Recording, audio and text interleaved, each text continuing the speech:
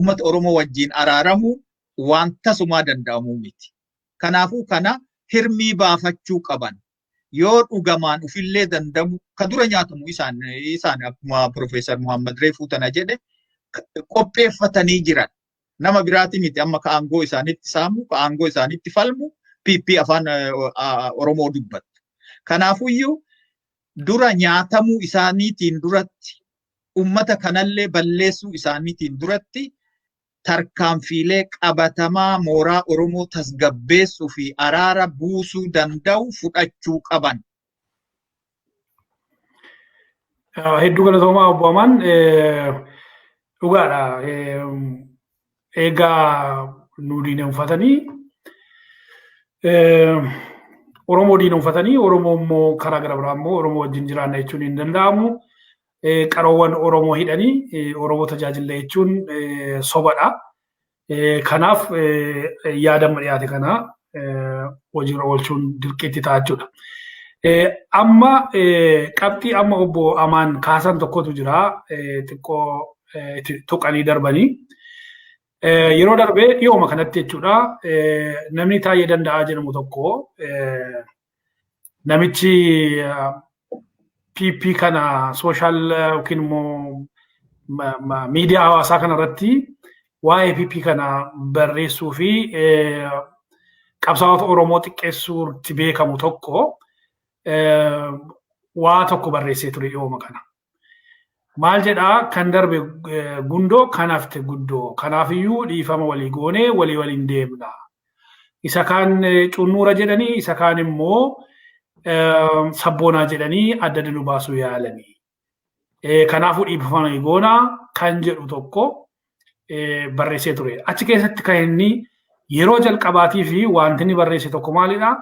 Hinjifannoo kana waliin finne kan jedhu tokko dubbate. Kanaan duratti immoo kan inni jedhaa turu yeroo baay'ee maal jedhaa? Nutu fide. Nuyi warra achi keessa turan, OPDO warri turan, warumti dhaadhoo suni, warumti nama ajjeesaa turan suni achi keessa teenyee lubbuu keenyaa qabsiisneeti kan jijjiirama kana finne kan jedhu haasa'aa turan. Garuu yeroo jalqabaatiif injifannoo kana waliin finne kan jedhu eeree jira. Kana jechuun maal jechuudha? Dhoksaa wayii qaba dubbiin sun kan jedhudha. Inni gara biraan immoo gidduu kana qeerroon goota kan jedhu tokkos waan barreessee qaba namichi kuni. Garuu afaanuma kanaan dura qeerroodhaan girrisaa jedhaa ture. Qeerroo kana immoo hiriirsee injifannoo guddaadhaan kan ga'e Jawaar Mohammadiin maqaan ittiin waamaa ture ni beekna. Namichi kun kaleessa qeerroowwan girrisa jedhee arrabsu kana as deebi'ee akkamiinitu goota jechuu eegale. Akkuma kanaan dura gooftoliin keenya yookiin immoo gooftaan keenya uummata keenya jedhan uummata kana gowwoomsuuf as bahan immoo waan biraatu jira. Sodaa qabu moo yookiin immoo akkuma durii afaan damma dibbatanii uummata keenya gowwoomsuudhaaf gadi bahanii jiru kan jedhu irratti yoo mari'anne gaariidha jedhetanii tarii isinitti dheeresse laata Profeesar yaada qabdan kanarratti nu hira. Banti wanni tokko akka gaariitti beekamuu ka qabu OPDO yoo taatu ama maqaa jijjiirattee bilisiginnaa ofiin jettu kana jaru maqaa wayisi jijjiiraa maqaan represent si godha malee eenyummaa kee hin jijjiiru. Wayita aangoftu wayita shuminnan sii kennan jecha laayisansii hannaallee waliin sii kennan itti gaafatamni hin jiru waan dandeette deemii hati akka waan siin jedhaniiti. Waan jara rakkisetu kana namni hedduun achi keessa jiran warri nu maqaan beennu kuni dhugaa dhabanii wallaalanii uduun ta'in conflict of interest guddatu jira. Kunis akkamitti hedduun jara horii ummata kakadhaan biyya alaatii dhufu haa ta'u qaraxa biyya keessa guuran haa ta'u horii ummataatiin dalagaa paartii dalagatan. Akkuma seera Itoophiyaatittuu kun silaa dhoowwaadha. Ama biyya kana yoo seerri Itoophiyaa seeruma faranjii irraa waraaban.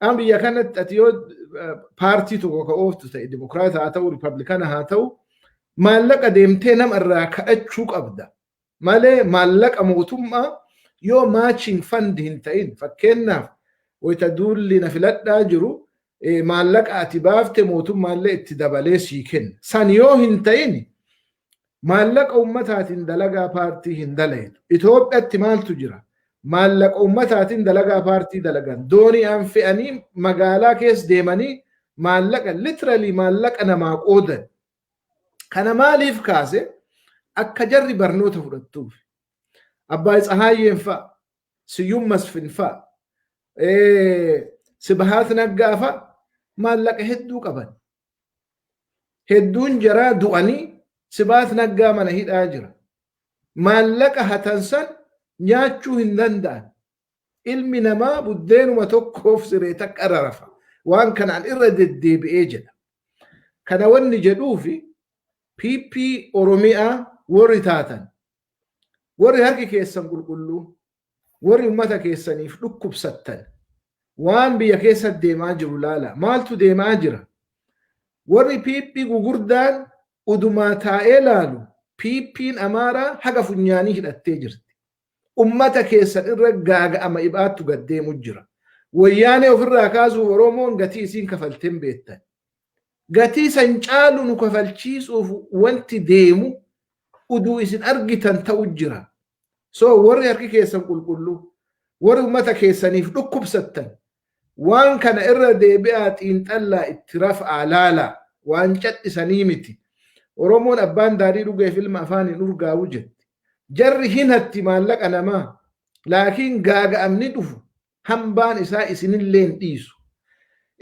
kana beekaa wanni amma namni ati maqaa dhoofte suni banti taayee danda'a asiin dura girrisaa jedhee akkuma nafxanyaatiin nu arrabsuu ture Oromoo warra biyya alaa kanaan arrabsaa qeerroo hin arrabsaa amma wanni inni garagalee qeerroo faarsuuf maali qeerroon faarsinellee bar qeerroo jedhe deebi'ee waan tokko tokko gartee waan Oromoon dhagahuu barbaaddu wanni inni jedhuuf I think waan gubbaan jara waliin mufii waan qabaniif sobuma akka abiyyi san akka abiyyi waan cufa kijibee jala dabru barbaadu san gaafa kaayiroo dhaqe wallaahi billaahi jedhee alsiisi kakate Suudaan amma wanni isiin ifa baafte maali lafa tana fudhadhaa nuun jedhee jetti gaggara galee ammoo nu weeraran jedhee ummata Itoophiyaatti hima abiyyi nama kijibaa tultullaa akkanaan taayee danda'a laal namichi kun taarika isaa hin beekne nama sabboonaa ture taayee ammallee sabboona Oromoo ta'uun isaa ni mala kana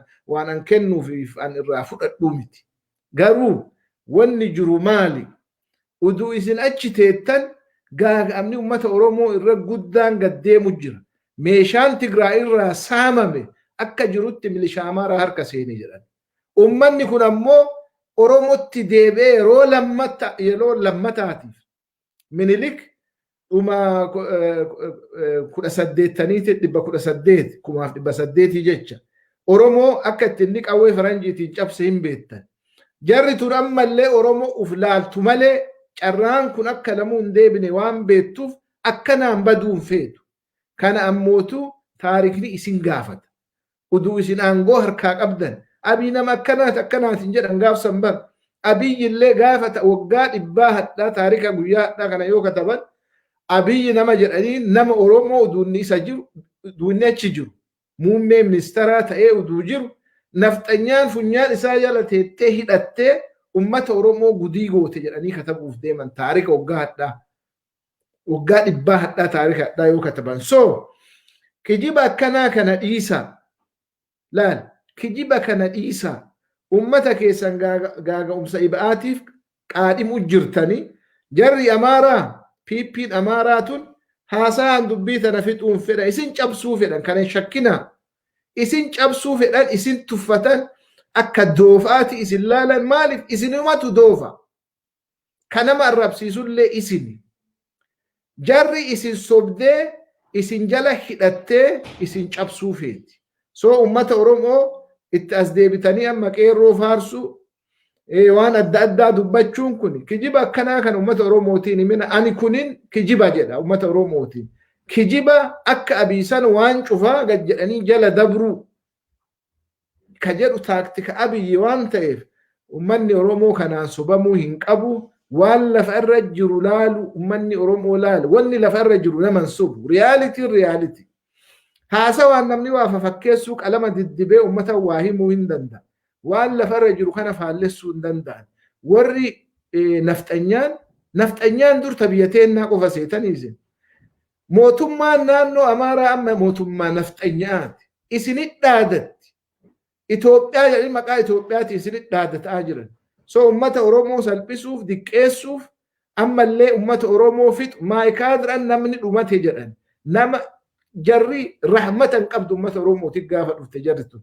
Gaafa balance of powering gara jaraati achi dabe. Gaafa jarri tun olaantummaa argatte qawween ummata Oromoo lafarraa fixuuf deemte.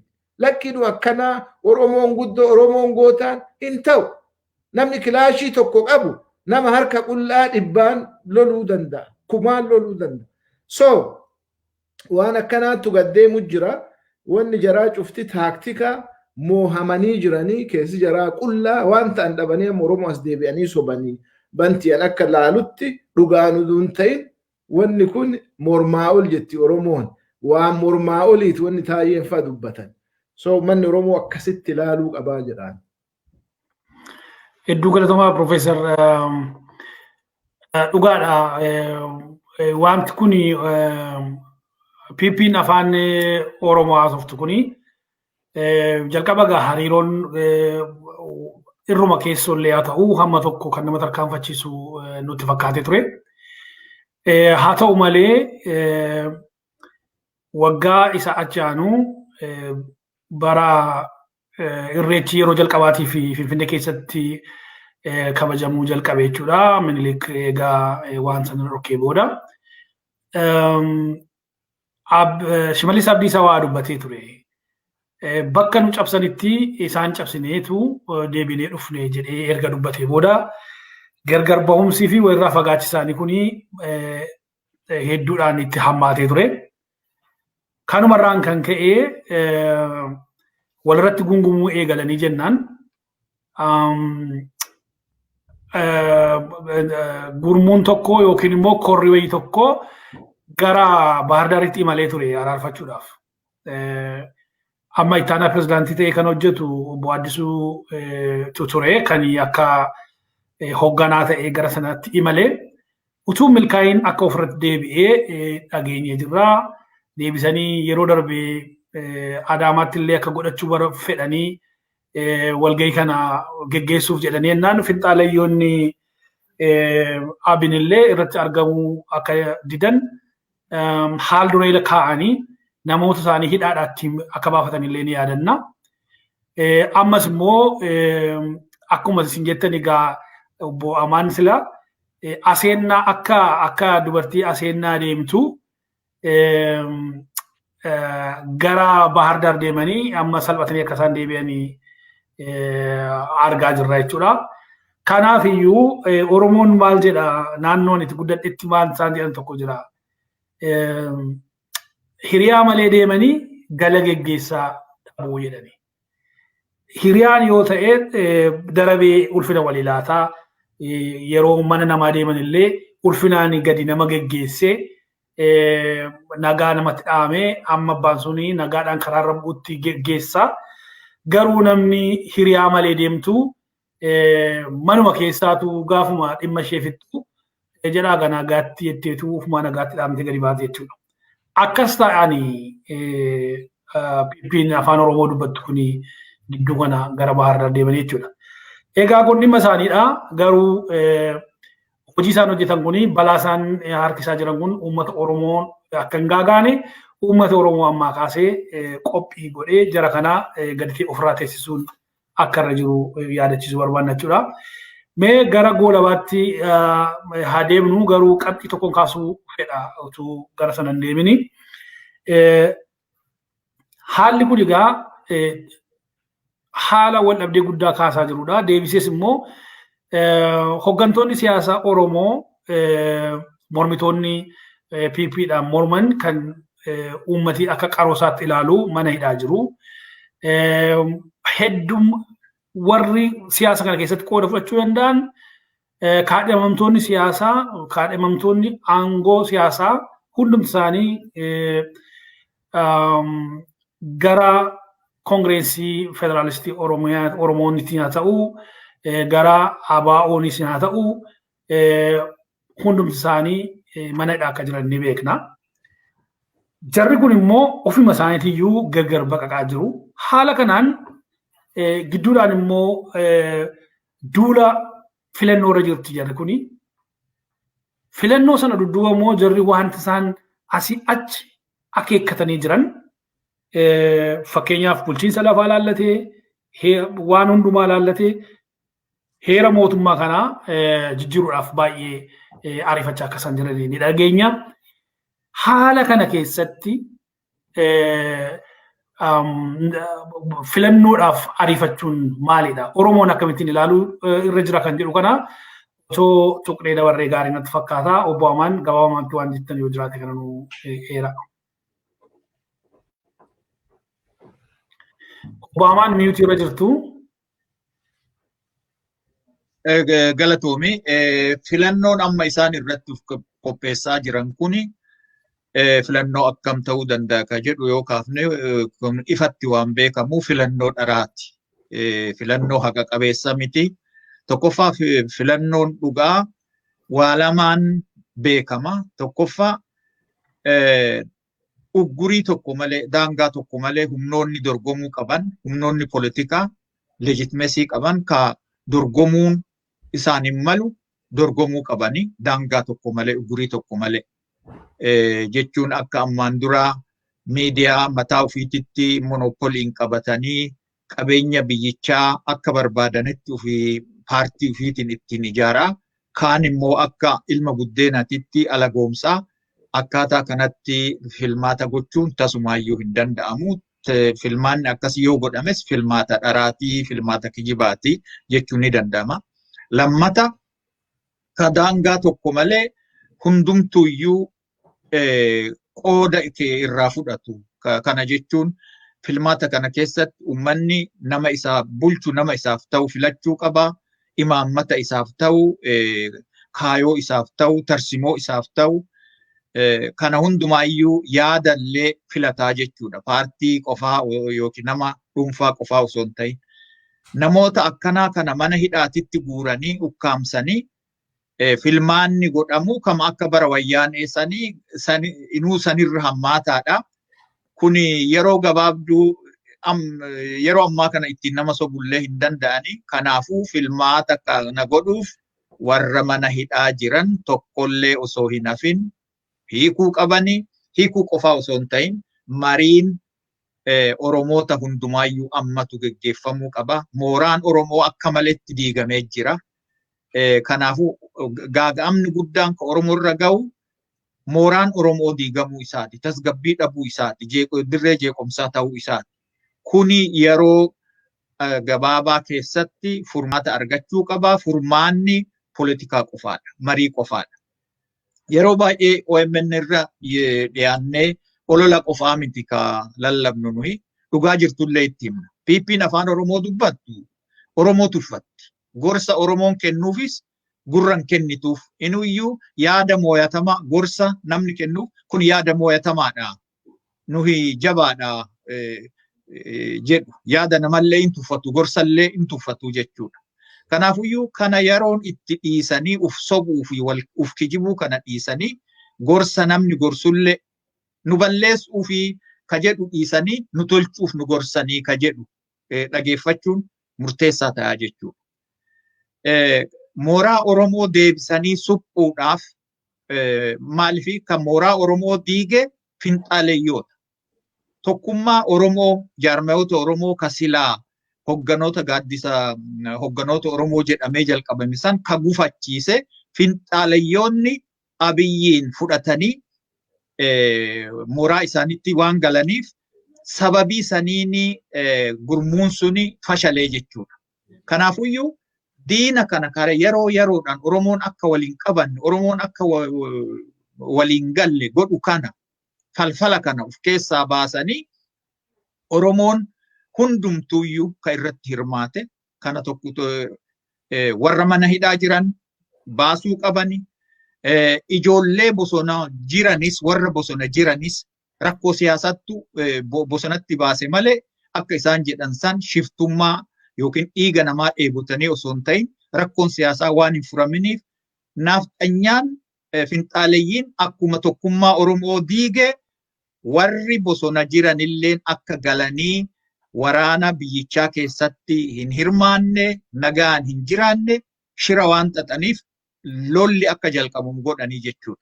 Kanaafuu isaan kanallee ka'ammatu mariin kun isaan kanallee ka'ammatu warra biyya alaa jiru walumaa galatti Oromoo guutuu ka'ammatu abbootii gadaa ka'ammatu siinqee ka'ammatu ogeeyyota hayyoota ka'ammatu mariin Oromoo hundumaayyuu hirmaachisu tokko daddaffiidhaan godhamuu qaba. Piippiin afaan Oromoo dubbattu digrii 360 garagaluu qabdi. Garagaluu qabdan itti himaa jirra. Kana jechuun gama tokkoon fira Oromoo ta'a gama tokkoon immoo qeerroo jajaa abbaa qeerroo mana hidhaa keessa kaa'uun tasuma fudhatama hin qabu. Isa akka diinatti lakkaayaa warra mana hidhaa jiru kan akka diinatti lakkaayaa isaantu cunquraa fi Girisaa maaloo jedhee addaan nu baase jedhaa isaan diinoomfataa ummata Oromoo onnee isaa arganna jechuun tasumaayyuu kun waan yaalamuu miti reefuu kana jedhee jira hirmii baafadhaa ijjannoo akkasiisan yoo qabaattan taate. Ka biraa wanni jechuu barbaadu Oromoon akkuma reefu jennee aseennaan aadaa Oromoo keessatti kabajamaadha. Dubartiin yoo aseennaa dhayxe waan dhayxeef san ni argatti. Oromoon aseennaa politikaa seenee takkumaayyuu ka milkaa'e hin jiru. Dhumaaletti badii fakkeenyaaf Goobana Daacee yoo fudhannee jenne bakka inni itti du'e nama isa ajjeese bakka inni itti awwaalame hin beekamu hagarra. Goobana Daacee caalaa kanaaf Minilikiin biyya kana gabrummaa uummata Oromoo gabrummaa jalatti hin jira jedhee yaadu. Minilik waraana lama qofa keessatti qooda fudhate.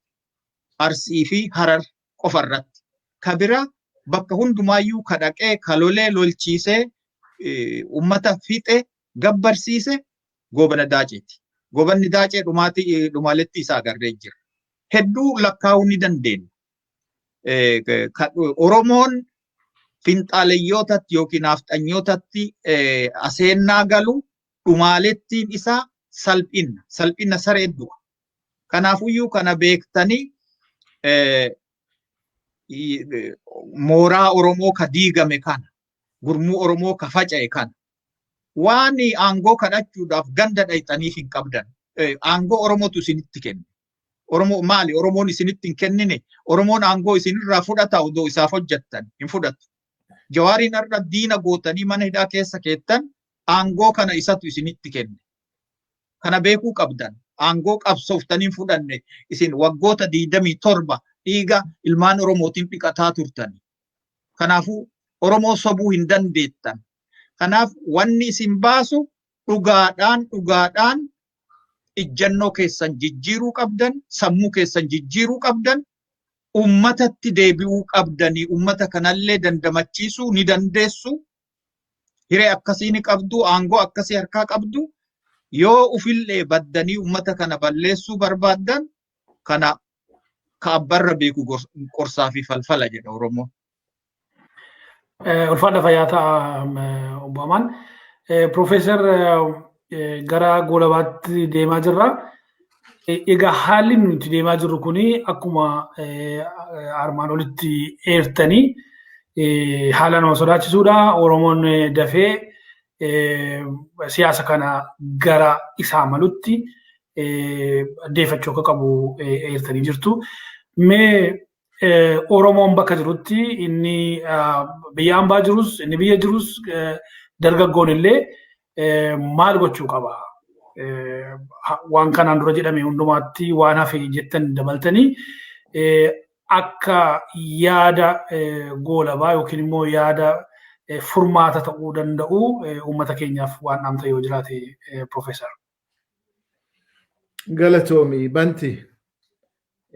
Waan qabxii tokko xiqqoo tukee irra dabruu barbaada. Tokkoffaani walitti dhufiinsi biyya Oromiyaa jedhaniin biyya Oromoon tiyya jettuun fi biyya naannoo Amaaraa jedhaniin kana jidduu jiru fundamentally jijjiiramuu qaba. Jarri akkitti Oromiyaa ilaaltu akka kolonii jaraati.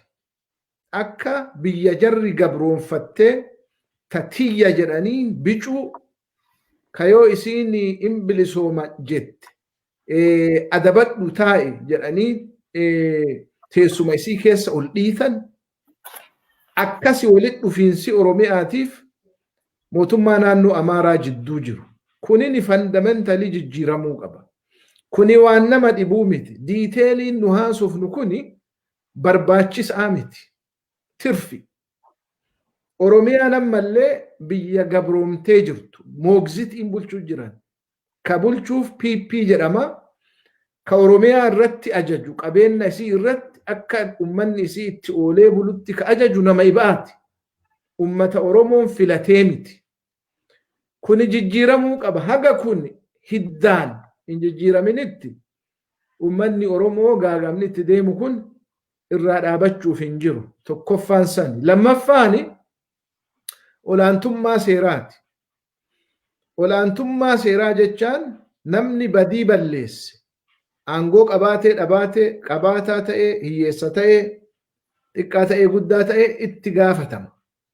Itti gaafatamni wal qixa jecha olaantummaa seeraa jechaan. Biyya keenya keessa olaantummaan seeraa hin jiru. Akka amma duratti hin jedhe san banti yoo aangawan warri OPDO amma PP hin jedhu kun fiqaada hannaa wajji kennaniif ka biyya saamanii mul'ush godhanii fixan uduu bar miidiyaan walabni jiraatee jara tana tokko tokkoon maqaa jaraa hin beennaa miti saampilimaaf naamunaaf nama shan fudhattee aangawootuma duraan OPDO amma PP hin jedhan tan jala deemtee investigate goote mana qaban makiinaa qaban jaartiin jaraa mana qabdi obboleessi jaartii mana qaba obboleessi obboleetti adaadaan akkoon akkasi biyya saamanii mul'ush godhanii ka nyaatan wanni jara rakkise uduu balaan jiru uduu badii argan wanni cadhisaniifuu kana conflict of interest guddaatu jira. Ani waggaa 30 booda bara 2019 biyya dhaqee wanni an arge wanni an mataa qabadhe guddaan kana akka itti gaafatamummaan hin jirre akka hanni ammootuu dho'isaan uduun ta'in ifaan ifatti ta'e. Ifaan ifatti Adaamaa keessa deemi daawuntaawunii Adaamaa keessa fooqiin gurguddaan sun ka'een nuti lafa tan akkami argatan jedhiiti jala deemi qoradhu.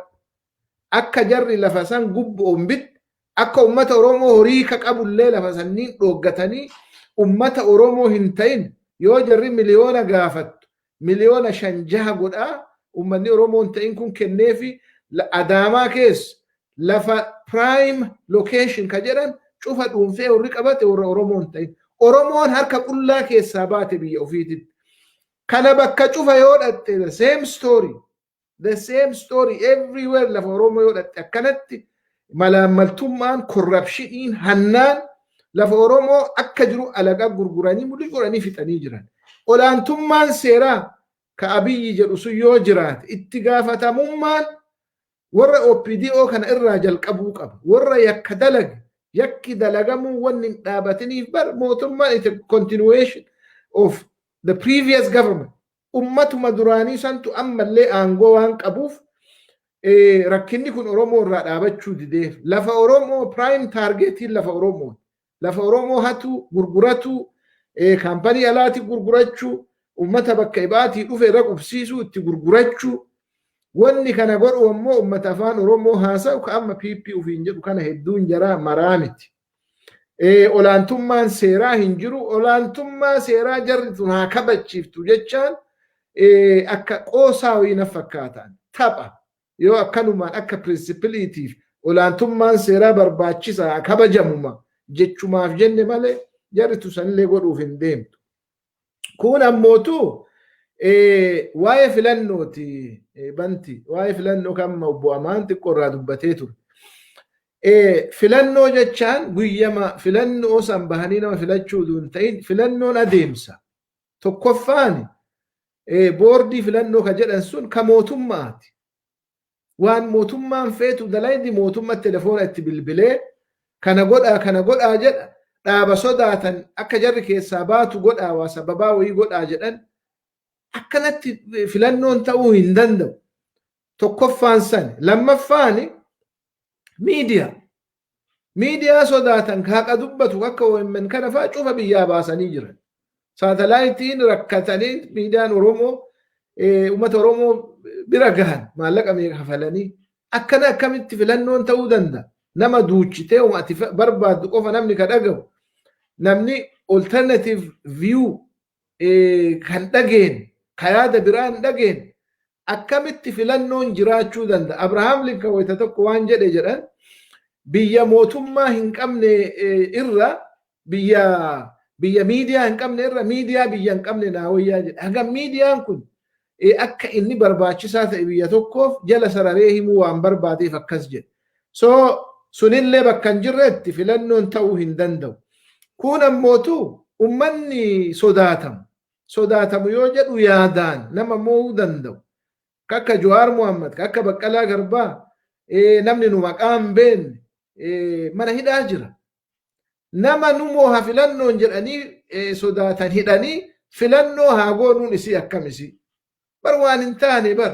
Ati amma yoo kubbaa taphattu asii nama 11 taphata achii ol ka taphatullee nama 11. Nama 11 sitti as dhiitu kana miila sakaaltee kubbaa taphannu jettaan jecha bar. Kuni waan ta'uu hin dandeenye. Ummanni kunillee cufti isaa mana hidhaatii bahuu qaba. Kun ammootu olii gad deemanii oofisa banuun hin danda'amu. Waa dubbatanii mootummaa qeequu hin dandeettu nama si ajjeese hin beektu.